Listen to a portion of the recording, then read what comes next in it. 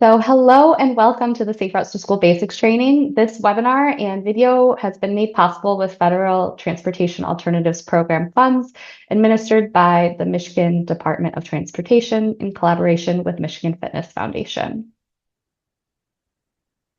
Michigan Fitness Foundation is a nonprofit organization located in East Lansing, and we have been involved with Michigan's Safe Routes to School program since its inception in 2003 with Safe Routes to School as a pilot. So this means we have over 20 years of experience with Safe Routes to School, and we're very proud of this. Michigan Fitness Foundation administers the Safe Routes to School program on behalf of MDOT by providing training and assistance to all schools and communities interested in participating in Safe Routes to School. I'm Colleen Sink. I'm the Senior Operations and Evaluations Coordinator for Michigan Fitness Foundation. So what we're going to learn today is we're going to cover a lot of different information, some about general aspects of the program and some about how to actually pursue the funding, but also how we really use our EASE framework to help affect change in schools and communities, and how that action plan with those EASE then leads into the funding and other available resources that might be really pertinent to your community. So the chart on this screen really, I think, helps illustrate the importance of having a program that encourages and enables students to bike and roll to school. Like all trip making, travel to school has changed dramatically over the last few decades, and this is really apparent in that big shift in an increase in children being driven. So when you look at data from the late 60s to the early aughts and then into, 2022 and just before COVID, we really see this dramatic upward trend in private vehicle use, and the exact inverse really being reflected most commonly in active transportation. In the most recent, from before COVID to after COVID, the biggest increase in private vehicle use is most apparent in the downshift from bus travel, which we all are aware some of the downturns and impacts on bus driver shortages and things like that. So it really does underscore how there's so many things that really are a part of our decision about how we get to and from school and back to home, as well as just other ways that we travel or places we travel. And there's lots of things underlying this. School distance is also a key one. In the late 60s, just over half of students lived a mile or more. And by the late aughts, three-quarters of children had to travel a mile or more. So more and more children live a larger distance to school.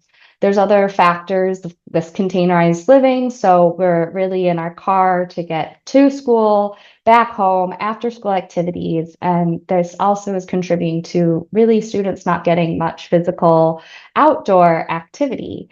So you combine this with other aspects of our lives these days, and it really puts our students at a lot of different risks and different issues possibly to be addressed with decreased physical functioning, low self-esteem, asthma, and other negative physical and emotional effects.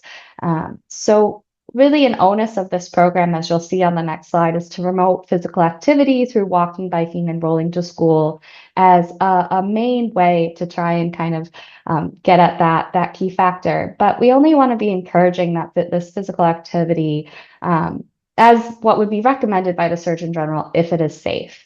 So the actual program itself, as written at the federal level, is to be able to encourage and enable school children, including children with disabilities, to walk, bike, and roll to school when distance is reasonable and routes are safe, to go about actually making those routes safer, to develop lifelong habits of physical activity, and to reduce traffic and congestion around schools.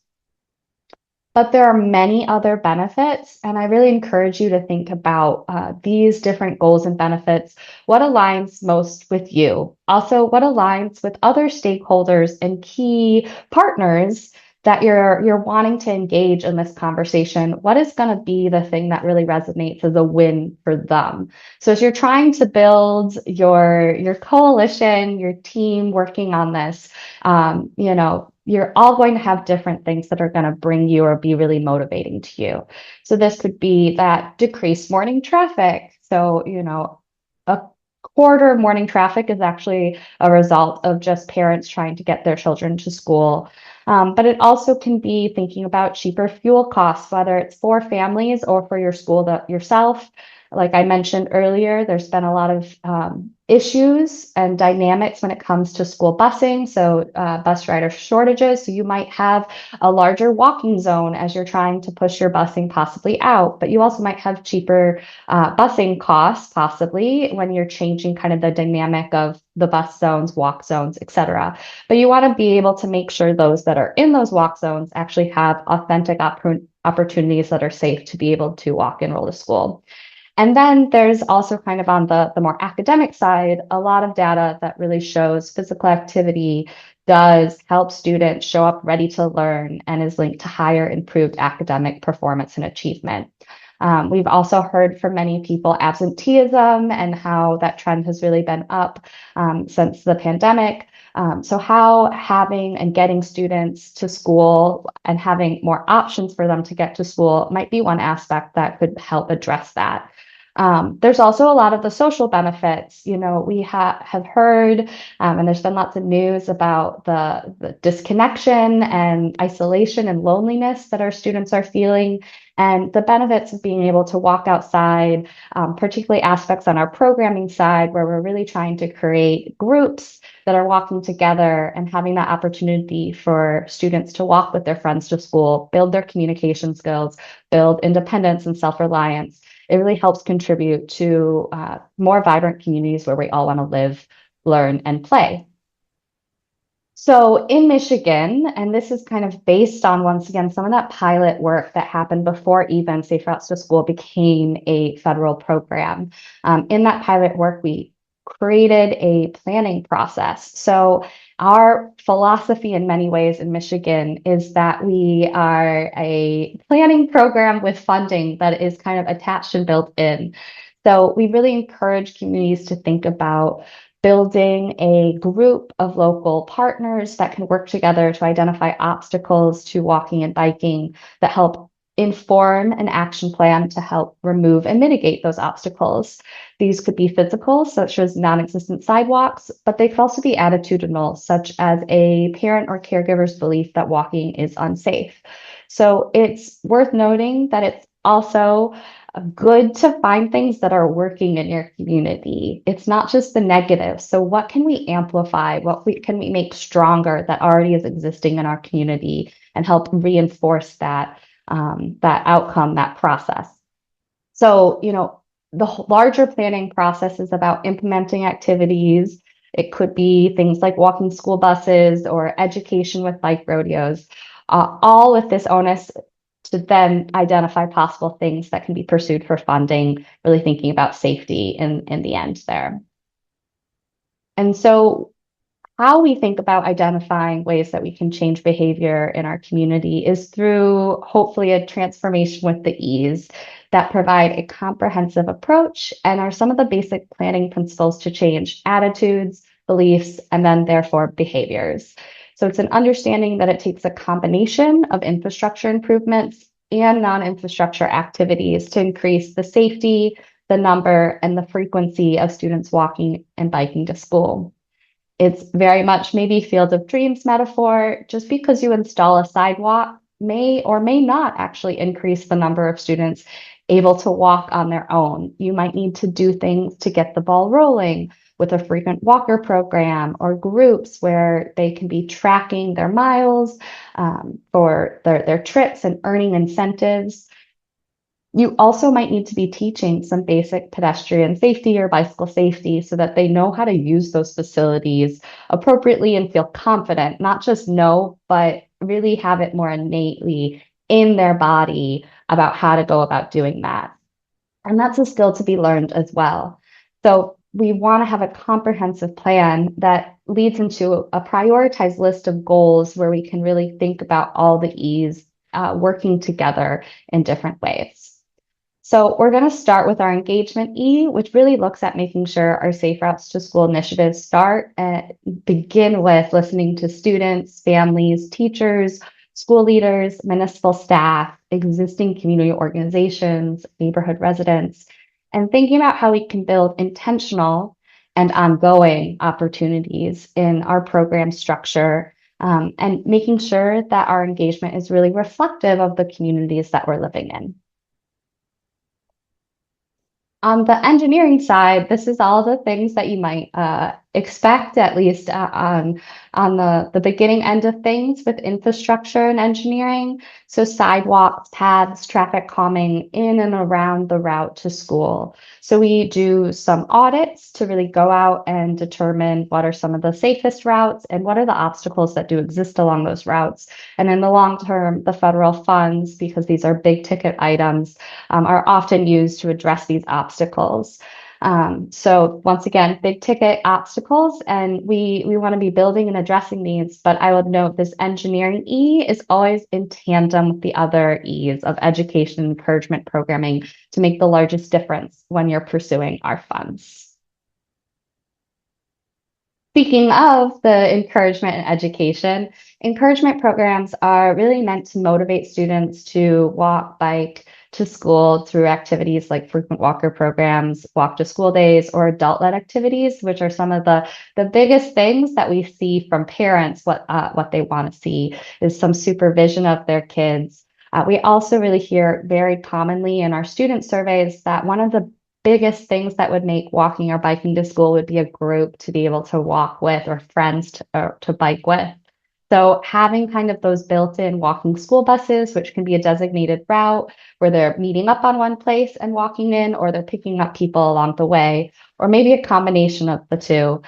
This can also include remote drop sites. So maybe it's a park, a business, an other anchor institution in your community that you're meeting up. And then you're walking in together and earning incentives every time that student and that group walks in together. And once again, it has those supports of potentially having adult supervision, which is a really big win in terms of parent barriers to saying yes to letting their students walk or bike to school. We also have our walk and roll and bike and roll to school days. Walk and roll to school day is during International Pedestrian Safety Month in October. And then bike to school and roll to school day is during bike month in May. And so these can be great opportunities as a one-time try on for size to see how walking and biking might work into your routine versus a larger commitment of a walking school bus, which meets more regularly and you might not want to commit to upfront. But these can also be really great events in terms of encouragement to encourage the community to support these programs, to get people who maybe don't have the opportunity to do this all the time, to really see the barriers and the rationale and reason why we need this program at the school. Education. This refers to most commonly what you're expecting with student, pedestrian, and bicycle safety education, but it also can be educating parents, caregivers, and community members about the benefits of safe routes to school and the existence of safe routes to school. Education is key because just if you just have physical barriers identified, the skills there for students to be able, after those barriers are addressed, they might not have those to actually use those facilities once the physical barriers are addressed and updated. So there's many different curriculums. We don't have any one prescribed curriculum in Michigan. And this is to provide flexibility for, age range, because we do serve K through 12th grade schools. So age range, how frequently you're meeting, how long the span of time you have to do the educational kind of components and programming. So there's a lot of flexibility so you can pick what really works for you and your educational opportunities when you're interfacing with students. On the parent, caregiver, and community side, I can't stress enough how many times we see some really negative behaviors with drop off and pickup. So this has to do with how everybody is responsible for safety on a road, and walking and biking and having safe facilities for walkers and bikers make it safer for drivers. And drivers still need to be accountable for how their behaviors are impacting walkers too. So we've seen definitely during pickup and drop off where drivers are letting their students out in a place that's really causing more congestion, traffic, or possibly creating poor sight lines for students who have to walk across the street. Not to mention maybe dropping off their student that's making them have to cross the street in a really negative way that is dangerous. So we want to think about that larger atmosphere and how everybody's contributing to the larger sense of safety in the environment. And then evaluation. So generally, when we're talking about evaluation, especially on the funding side of things, we're thinking about with the major grant funding that goes towards infrastructure improvements, we're thinking about how we can incorporate and have data to support the planning process with a pretest, and then how we can see after improvements are made, what has happened after that with a post-test. So it's really thinking about seeing where you are so you can help determine where you want to be, and also determining if there's been an actual change in student or parent belief or behavior. So we want to see if there's that return on investments in terms of the larger school community.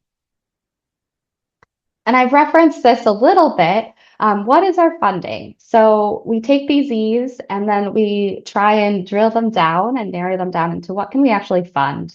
And so we have two pools of funding. We have the mini grant funding, which just focuses on non-infrastructure components of Safe Routes to School. So not that engineering E, but awards here are generally $15,000 per school to 120 per district for 8 schools or more. And we have a single RFP call for mini grants that are announced at the beginning of the calendar year. Eligible applicants are really broad in terms of who can be the fiduciary of these funds. So we often see schools most commonly, but we also have seen municipalities, nonprofits, and other anchor institutions and agencies. On the major grant side, this is where we're looking at both non-infrastructure and infrastructure. We have that same typical award amount size for the non-infrastructure of $15,000 per school, but then we also have $300,000 for infrastructure. The major grant, we have 3 grant cycles in a given year, and this is likely to be maintained for subsequent years. And the key applicants for major grants have to be Act 51 agencies for the infrastructure dollars. So this is a county road commission, a village, or a city are Act 51 agencies. So these are the entities that have jurisdiction of the road right of way. And they are also partnering to put the application in with whoever has been the identified fiduciary, because you're applying at the same time for the infrastructure dollars that go to the Act 51 agency and for the non-infrastructure dollars that will go to the fiduciary in the same application. So when we get questions about who applies, it is really a combination of the Act 51 agency and the school or whoever that fiduciary agency is going to end up being for the non-infrastructure programming. A key first step for both processes is registering the school, and then the steps from there can kind of differ. But something to note is though those steps differ, funding needs to be competitive for both funds. And this means you have to develop a strong application. So we encourage you to look at the eligibility and competitiveness guidelines on our website and work with the Safe Routes to School grant coordinators to help you create the most competitive application. We really see it as a huge part of our grant coordinator role is getting you to the most eligible and competitive option. And so work with us, help us help you by really connecting with us frequently and often as you're working through this process as you have questions that come up. When you're registering the school is a basic first step. It really covers some basic information about the schools, and it doubles as an incentive for us to do surveys as a consent from the principal to do that because students are a sensitive population. Registered schools are automatically or can be added, pardon me, to our mailing list where you receive a monthly newsletter. And so that's an opt-in approach. And this often has things like noteworthy items that could be applicable to your program, reminders about funding, reminders about resources, but also other funding that really aligns with Safe Routes to School. If we hear about it, we like to share out that funding with our communities because it can definitely support your Safe Routes to School efforts. I will note, if you are not the entity that would be registering a school, you can still sign up for our newsletter if you go to our website, saferoutesmichigan.org. In the bottom right-hand corner of our website is a portal where you can enter your name or your email address rather, and you can sign up for the newsletter. I would also note, a key first step is registering the school, but you might not have the schools on board yet. So you might not be able to complete this step until you reach out to them. But if you're interested in the Safe Routes to School process and you're not a school, please reach out to the regional grant coordinator to kind of start getting things rolling and start the conversation about Safe Routes to School.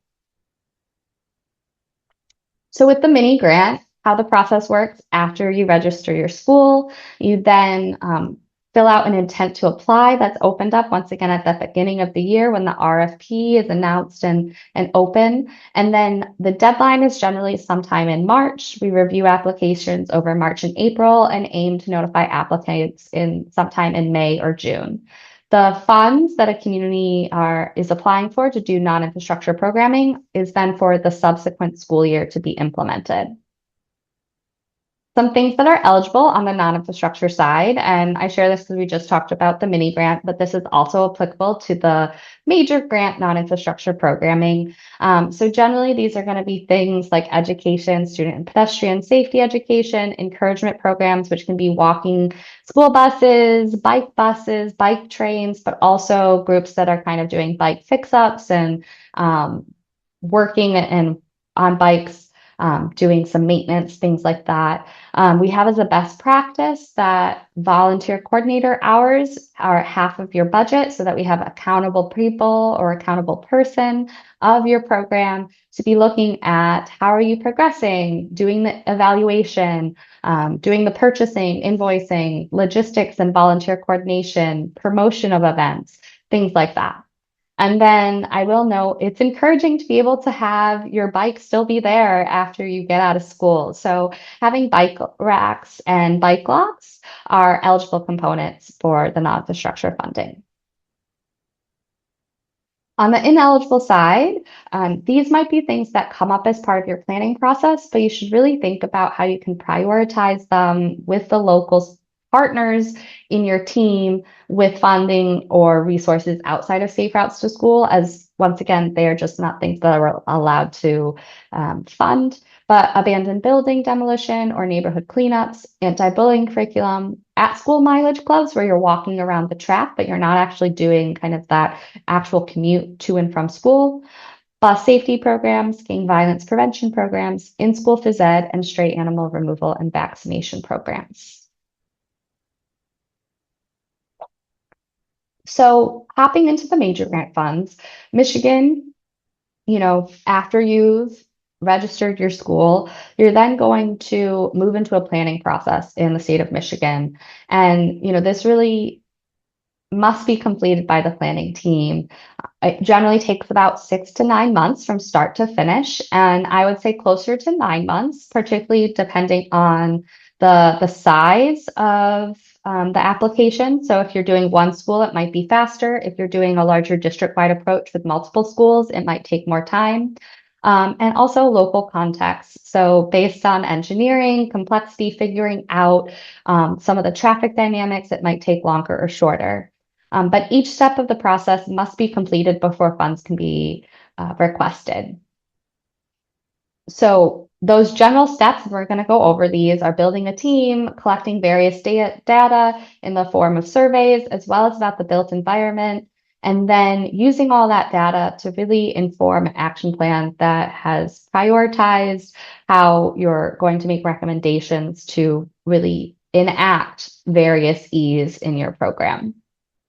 I would say we definitely have communities that go through this whole planning process and then actually don't apply for the funding. They realize that they can do many of these things with local force funds and implement on their own. I would say this is less often than not, but that is still an option. We're happy to support communities figuring out and realizing what their needs are, to support students walking and biking to school, even if they don't actually end up putting in an application. And on that same token, we often see communities in a major grant planning process interested in doing walk and roll or bike and roll to school day to promote the efforts that they're doing in a larger planning process, increase awareness of safe routes to school efforts, but that isn't a requirement. It might be something that you just think until we have facilities, more capacity as we're going through the planning process, it isn't something maybe for us to be able to have the capacity to implement at this time. So when you're building a team, it's really important to note that that team is providing the leadership and continuity for safe routes to school in your community, and that teams are going to look different in each and every community we work with. So just because one community's team looks a certain way doesn't mean yours has to be the same. But this is also to say it doesn't mean you have to start from scratch either. There might be an existing team or coalition, a health team, a walking group. That is really interested in this topic, these concerns. But there are some key people that might need to be included that aren't already a member of those teams you're building or that you have. So a key stakeholder for leadership is the road authority. As mentioned, they are the key applicant for the major grant fund. So they're critical from that aspect, but they're also have ownership and control of the right of way. So they need to give their approval for that. They also offer a lot of expertise and support in building the strong application, awareness of other things that are already happening, and upcoming projects to help inform your process. So include them early and often in your planning discussions and as part of your planning process. Then we have school officials, be it the superintendent, principals, nurses, gym teachers. We've seen really a large range here as to who's kind of involved on the school side, but they have that perspective from the school itself. They also have a really important entry into engaging parents and students. And I will note parents and students are so important, and I'm going to really highlight in bold caps students. This is all about getting students to walk and bike to school. So their input, their thoughts, their ownership of the program so that they want to be a part of it after the fact as well is really important. So they've been critical in many action planning processes, really informing our understanding of what students want to see, what they're already doing, what could be better for them. So involve student voice in authentic participation, not just in tokenizing ways, but ways that really empowers them to really help inform the decision-making process. Other team members really then are thinking about capacity, bandwidth, and wonderful sharing of their viewpoints as part of this process. We've seen a huge range, so this isn't an exhaustive list, but think about other regional or community planners, non-motorized experts, or groups that are interested, obviously, in non-motorized and active transportation, enthusiastic PE school nurses, trails groups, civic leadership that might be necessary for certain approvals, law enforcement, health organizations, libraries, YMCAs. Think expansively about how you're building out your team. And when you're building out your team, at least when you have a good kind of starting group, we like to have a kickoff meeting with this group to really help get everybody on the same page in terms of understanding the expectations of the funding and the planning process, how they can really anticipate how they're going to be participating and supporting the process and working with the other team members. And as you look at this page of possible team members, these are a lot of different groups that might not necessarily interact or work with each other. So it's kind of building that trust, building how they're going to work together is also a key factor of that kickoff meeting so that they can really figure out how to effectively move forward with making regular progress towards their goal. So coming back to some data collection and the planning process, this is hopefully providing an overall examination to help you have a baseline, once again, of where you are and help set goals. So we have two surveys and a tally that are collected generally through the schools. And the student surveys help us assess how students prefer to get to school already, but what they believe would make walking and biking better. The parent survey helps identify the level of support for safe routes to school and their key issues or concerns that inhibit them giving their support. And then the in-class travel tally is done over 3 days, and this is trying to get a picture over those days of how the actual mode choice is in the school. How are students getting to and from school? All of this information then helps you really impart ideas for what you're going to do in the action planning process.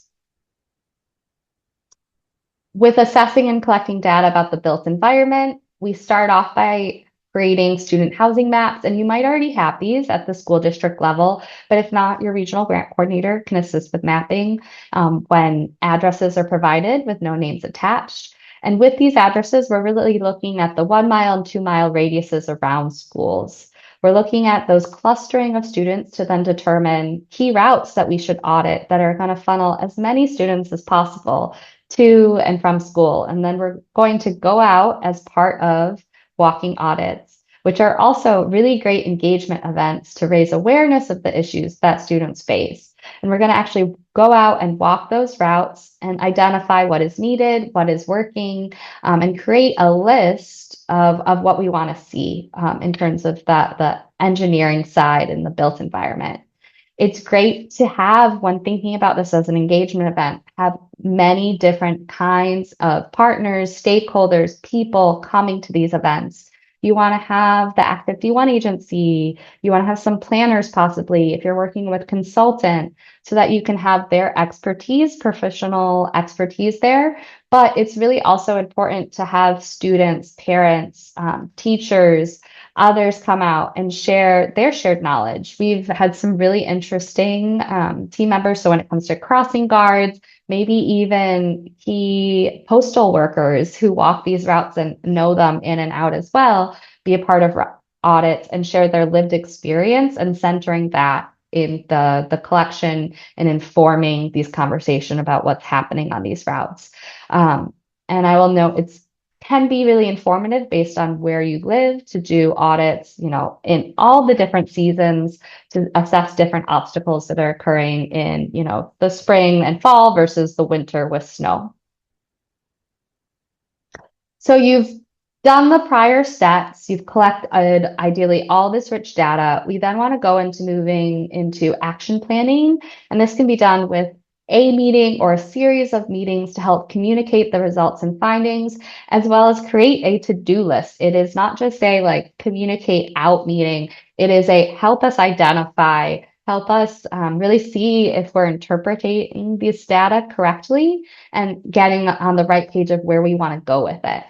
Your team, as you're creating this to-do list, should think not only about big ticket and long-term items, but also some things that can be implemented low cost, no cost in the short term to generate early wins and build support for safe routes to school, as well as demonstrate the commitment to the program goals.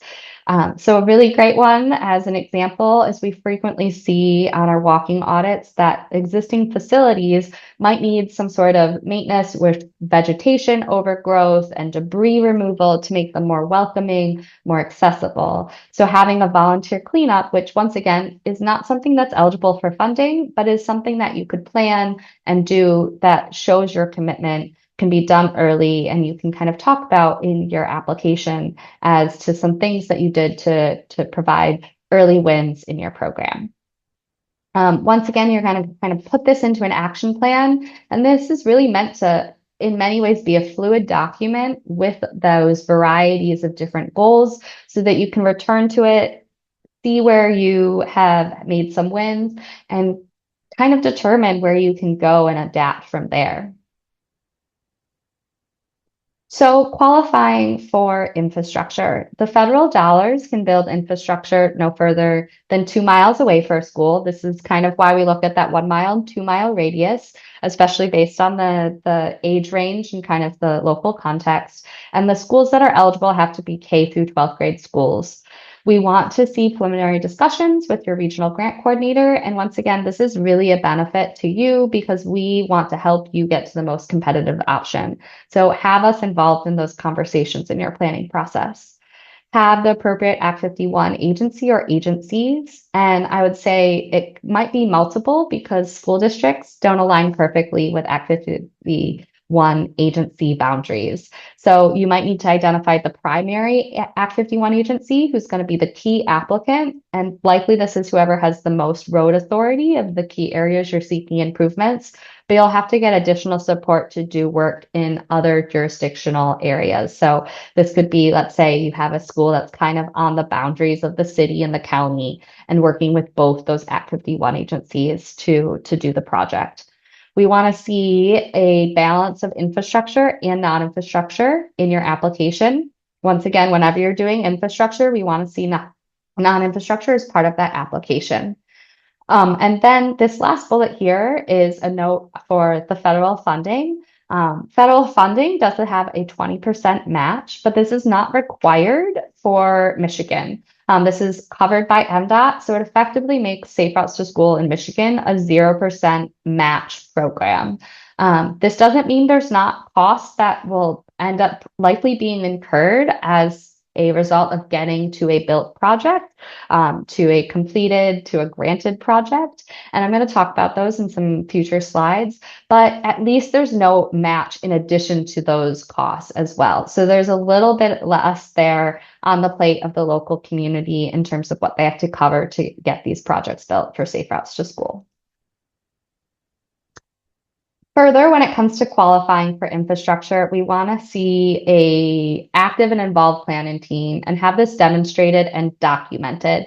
So right from the beginning, make sure you're having sign-ins, you're taking notes, you're documenting how you're promoting your events and getting the word out. We want to see an ongoing process. So we want to see how it's evolving, how it's changing, who you're engaging with, how you're promoting once again. We want to see clear connections between the data that you've collected and what you're proposing.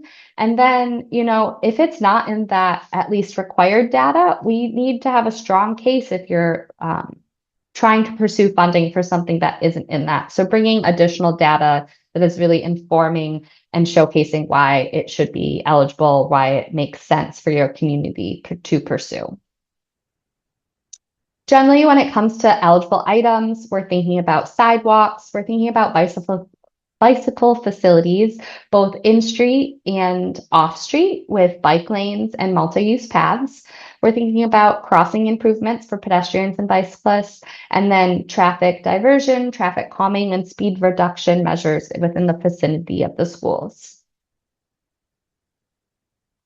Some things that are ineligible for our program that are important to know are pedestrian bridges and generally, maybe not technically completely ineligible, but generally not well supported, raised crosswalks, sidewalks that don't connect schools with residential areas. Once again, the driving force of these funds and goal of the funds is that commute to and from school. So really thinking about how we're connecting schools and residential areas. This isn't safe routes to athletic facilities or recreational facilities. So, if we're connecting to those, there has to be other justification for those. So maybe it's a remote drop site at a park nearby, something like that, or connecting schools to other schools with data showing that siblings are walking their other younger siblings to school might be justification. But we can't do those alone without backed data. Projects that reorganize pickup and drop offs. So that kind of is done with different funding and isn't necessarily possibly supporting and encouraging walking and biking. Standalone ramps, which should be done with other funds. So while everything that we do as part of these funds has to be ADA compliant, this grant is not meant to meet your ADA transition plans. Improvements to bus stops and then sidewalks on one side of the street are generally not eligible. And then landscaping, there's a caveat. If you do tree removal, there's an expectation you're due replacement. But this is when we say landscaping, more about decorative landscaping. It's not a eligible expense. Ineligible items continued more on the kind of budget side of things. The design engineering and construction engineering is not eligible. And so this, we encourage you, if you don't have an engineer in-house and you're having to work with a consultant, if you're trying to budget for this, we encourage communities to think about that budget is generally going to be 20 to 30% of whatever they're trying to construct. So if you're working on one school for $300,000, it's going to be 20 to 30% of that $300,000 is what it's going to cost to do the preliminary design and construction engineering. A portion of which, we need enough concept of the project to respond to as part of the application. So some of that preliminary design engineering, and it's going to have to happen before you submit your application. And then the larger bulk of it happens after you get a conditional commitment for the funds as you're working towards getting to a built project. Other things that you should account for in your general budgeting in your community as to how you're going to address them, depending on your local context, is any construction extras or cost overruns, any permit costs or environmental clearance and mitigation, depending on your project. Similarly, the cost of any traffic warrant studies if you are doing any signals in your project. And then we cannot purchase maintenance equipment. Granted, you will have to speak to how you will be maintaining these facilities in your application. You can't purchase right-of-way with these funds, which is why, it's so important that we're working with the Act 51 agency, who has authority of their road right-of-way and their cross-sectional area. So working within that right-of-way. And then you can't replace existing funding with these funds. So, ideally, your local community has created an action plan. They've reached consensus in terms of their priorities for the engineering side of things, as well as the non-infrastructure programming. And so at that point, after you do your action plan, it's time to then convert that into an application. Our applications are all submitted through the MDOT grant system, and we encourage communities, as you're trying to access the MDOT grant system, you have to create an MI login, and it's best practice that you have someone from the fiduciary, non-infrastructure side, and the municipal Act 51 side have different logins, so you can both be contributing the documents from both sides of the grant into the grant system at the same time. There's a lot of details on our website in terms of how you create your profile, requesting access to MDOT as an agency and the larger grant program. So once you do that, you'll work to then create an application, and that'll be an option on the left-hand side. You'll want to make sure that the grant type that you're doing is the larger transportation alternatives program. Safe Routes to School is a subcategory of that program. So you'll once again select transportation alternatives as the key grant type. And then when you're starting to create your project or your application, you'll make sure that it starts with Safe Routes to School, which stands for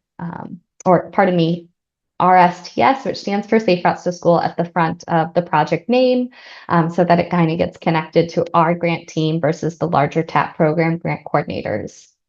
So, that front entry page when you start your application has some basic overview details about the application. And then there's additional information you'll be filling out with various tabs once you're in the grant system. And you're looking at your dashboard. We have directives about how to fill out all of these tabs on our website, and there's a lot of details there in terms of what kind of is expected of documentation for Safe Routes to School application.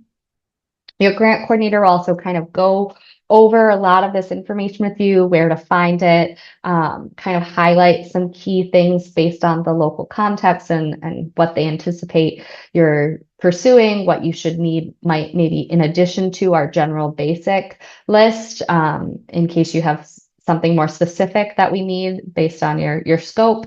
But they're going to do that once you get to that action planning phase or right after that, so they can kind of bridge that conversation into how you submit your application from there.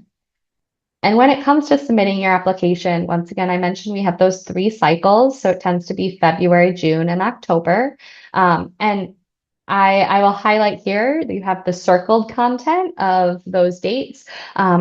A couple weeks beforehand, we want you to reach out to your regional grant coordinator to make sure and let them know that you're planning to come in at the next deadline. This is just so that we can kind of touch base with you a little bit more as you're leading into that application. But I also want to show this schedule beyond the kind of reaching out to your grant coordinator before the application to highlight what you should anticipate after you hit submit. It's not like a lot of other grants where you hit submit and then you just hear a yes or a no at some later time. You should anticipate that you're going to have to be making modifications and revisions to your application because these applications go through various reviews from our team, as well as technical reviewers and experts at MDOT and other agencies that are reviewing the application and needing clarifications to make sure it gets to the a constructible project, a biddable project, and effectively, hopefully, a tentative funding decision where we're able to issue a conditional commitment.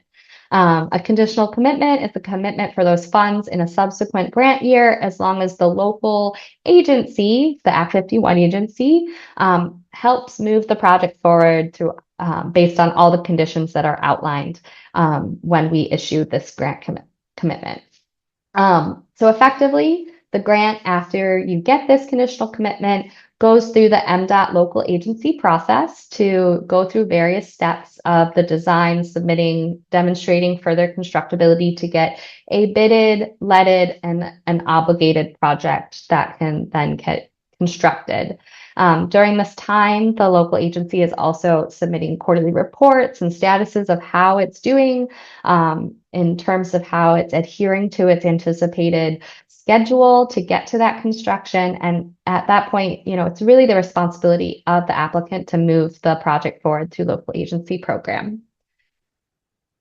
And what you're seeing here is the local agency planning guide. So this is trying to outline some of the steps that happen after that conditional commitment with, submitting your NEPA or Section 106, getting the project on the state transportation improvement plan or the transportation improvement plan if you're in an MPO area, the STIP or TIP. So all of these steps are needed, the grade inspection package to get to an obligated project that's bid and let, and a construction firm, the lowest bidder is then selected to build out the project.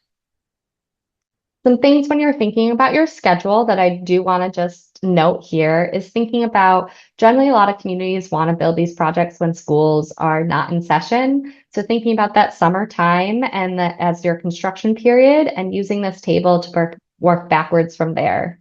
To also think about the local context if you have environmental or historical preservation, properties, archaeology, tribal coordination as part of this project, how that's all going to impact the timeline of your schedule. And also most notably too, as part of this, we see most commonly tree cutting involved in projects. And that has to, because of NEPA and bat species, be done in winter time. So thinking about your construction opening up so that tree cutting can be part of the project, kind of how that impacts your timeline for your bid and let. Thinking also if you're doing this project and pairing it with other projects at the same time, what's that project's timeline? How can you coordinate and make sure that this project aligns with that? And then, of course, if you have any projects that work with rail right-of-ways or limited access right-of-way, that's kind of adding an additional year onto your project for that coordination generally. So thinking about how that's impacting your timeline as well. So, coming into some of the last 10 minutes here, 10 to 5 minutes here, we have some resources. This is just a starting point as a training and webinar. We have a lot of information on our website. Most notably, our handbook dives into the whole planning process that we covered today, but even more focused ideas of, what are considerations for a rural area or a district-wide approach. Also, we have other trainings on our website. We have curriculums, we have case studies, which can really help you, in terms of thinking about what was shared today, what does that look like in an actual community that might be reflective of your own. So finding a case study and reach out to us if you want some suggestions, or even maybe reaching out to them and being able to talk to past successful projects that were built. A little reminder, you can sign up for our e-newsletter on our website in the bottom right-hand corner. And this is also where you can access information on our big walk and roll or bike and roll to school days for registration, as well as there's the deeper details into funding on our website. If you're with a school or an entity doing non-infrastructure, some best practices in terms of starting walking school buses and things we'd see on the non-infrastructure side, the National Center is a great place to look. And then diving even deeper, the Safe Routes National Partnership is kind of the advocacy arm for Safe Routes to School and other larger safe routes and active transportation efforts. They create a lot of different trainings and cool toolkits that might be specifically helpful to your community's needs. And they bring in a lot of different other contact experts and work with lots of different organizations. So they have a lot of interesting things that might be applicable as resources for your community to deep dive into. Lastly, on the kind of how to reach us in some ways, our newsletter isn't for everyone, but we do put a lot of information out on our various social media platforms. So, reach out to us on Facebook, Twitter, Instagram. We also have various videos, a video of this included on our YouTube. Um, you know, it can be a great follow-up, especially once again, if that newsletter isn't for you, you can similarly get a lot of content and up-to-date information by following us on social media. And then also, reaching out to our team. We are here to help you. I've said that a couple times, so sorry for being a broken record. But I will note, we all have different functional as well as geographical roles. So you might interact with various team members in different capacities. So myself, as mentioned, I'm the Senior Operations and Evaluations Coordinator for our program. So I oversee trainings like this, as well as kind of our larger communication, social media website, and the program evaluation. So anybody who does a Safe Routes to School active major grant action planning process will do those surveys, and I'll be setting those up and pulling reports for you. But based on where you are or how you're connecting the program, you're gonna work possibly with Max Fulkerson at the director and leadership level, and then on our mini grants as well as our larger promotional days, Aaron Quillian Pascas will be your key contact for those.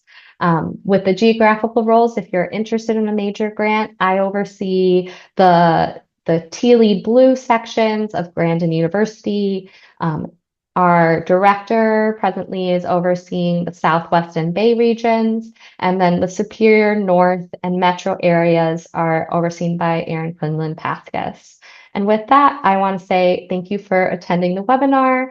We hope that we can count your community among hundreds of others as part of the Safe Routes to School planning process and planning efforts, really helping develop strong and enduring Safe Routes to School programs that are a real win for communities and a win for MDOT. We hope to hear from and connect with you more soon. Thank you.